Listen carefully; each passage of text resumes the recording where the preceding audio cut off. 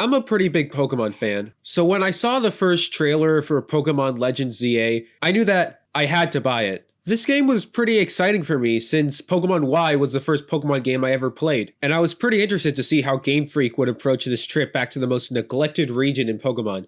So did they cook? Well, this is another Legends game, so it makes sense that the catching mechanics from Legends Arceus would carry over. And you know what? It's still plenty fun. Throwing balls will always be more interesting to me than just pressing A, though I wouldn't say catching Pokemon is quite as smooth as it is in Arceus. In Arceus, there were different things you could do in order to catch Pokemon better, like throwing smoke bombs or distracting them with food. By contrast, ZA doesn't really feel as in-depth or as satisfying, especially since we no longer have the specialized balls Arceus had made for the system. No more ninja sneak attacks on lake spirits. But ZA does have this guy, so all is forgiven. There's also a new battling system, and man, this is probably the most fun battling system any Pokemon game's ever had. I know a lot of people will probably like the turn-based stuff better, and while I think that's a better system for competitive, the real-time stuff is what I've wanted from a Pokemon game ever since I was a kid. It makes every fight almost feel like something straight out of the anime. I mean, sure, I am still one-shotting everything with my over-leveled mons, but at least now it's a bit more engaging, especially when it comes to rogue mega boss fights in Alpha Pokemon. Dodging and weaving while commanding your Pokemon is way more interesting than just spamming A. Some people have said that the new system is lacking in depth, and honestly, I can't really confirm or deny those assessments because I'm not really a competitive player. But I feel like it makes sense that the system that's been around for 30 years has way more depth than the one that's only been around for one game. The biggest issue I have with ZA's gameplay is really the absolutely stupid pause every 5 minutes so the game can switch the day-night cycle. We have had smooth day-night cycles in gaming for ages. Scarlet and Violet and Legends Arceus had smooth day-night cycles. What? I suppose we could talk about the new megas as well, but I honestly don't care about most of them, except for one very special mega, Mega Scoliopede, my beloved. Besides it, most of the new megas just didn't stand out to me, and it doesn't really help that 3 of the best megas are locked behind online! We'll get to that later.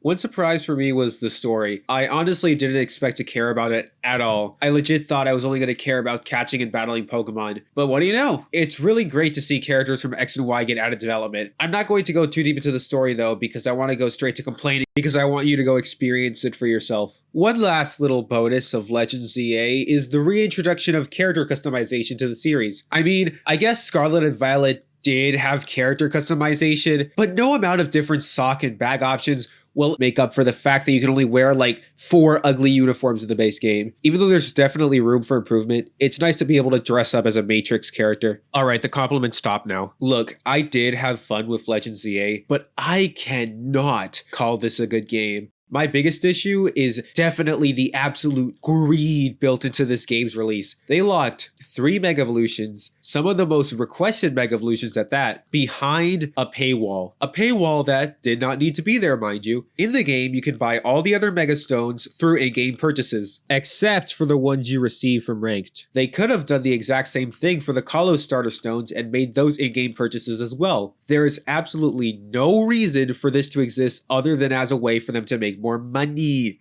And for the people who argue that it's only $20 a year, are you dense? It doesn't matter how cheap it is. What matters is that they are trying to squeeze every dollar out of you possible by making you pay for features that should have been in the base game. Isn't this incredibly anti-consumer? It makes me think that Legends ZA isn't a $70 game. It's a $120 game that wasn't even worth $70 to begin with. And I mean $120. I was going to leave the DLC out of the conversation, but screw it. The DLC releases December 10th.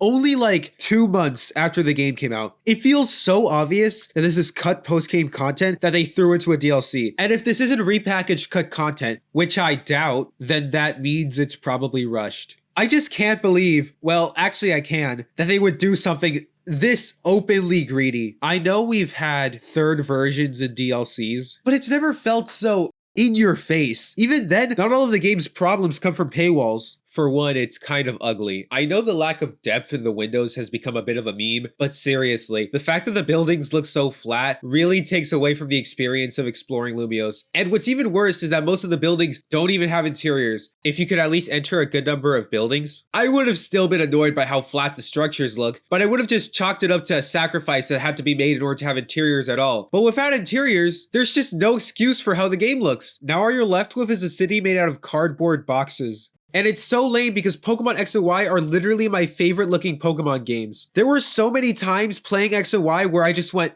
damn, this is on the 3DS? So to see Legends ZA look so meh in comparison is just disappointing. I know some people like how this game looks, but I'm sorry, I just don't see the vision. And it's a shame that this game is being outdone by something made on a device with 128 megabytes of RAM. This is even more of a slap in the face when you realize that the entire map is super small. When I first heard the game would take place in Lumios, I assumed it would be because the map would be packed with content. Some people even said it would be like Yakuza, a small but feature-rich map, but that's not the case. Even with the side quests, it just doesn't feel like this game justifies its small scale. Most of the side quests are just fight this specific battle style anyways, which gets old really fast. Hey, wanna fight me in my unbeatable suicidal Pokemon explosion strategy? And again, no interiors! This all really makes Lumios City feel more like a giant maze rather than a lively metropolis. Like the Lumios backrooms in a way. Hey, remember when all people complained about were not being able to access all the power plants in X and Y? Good times. Now look, I don't hate Legends ZA. I really quite liked it. I mean, I did just spend the first half of the video talking about what I enjoyed. But it's just so disappointing to me to see a game I was so excited about to come out and feel so unfinished. I often think modern Pokemon is overhated. But can I really blame people for being disappointed when games like this and Scarlet and Violet keep coming out? Score 1 for Reddit Nostalgia Bait, score 0 for Phony. I guess we'll just have to wait to see what Gen 10 has in store for us and hope they won't repeat the same mistakes again. Even though they probably will. God, did I just agree with Reddit? I feel gross.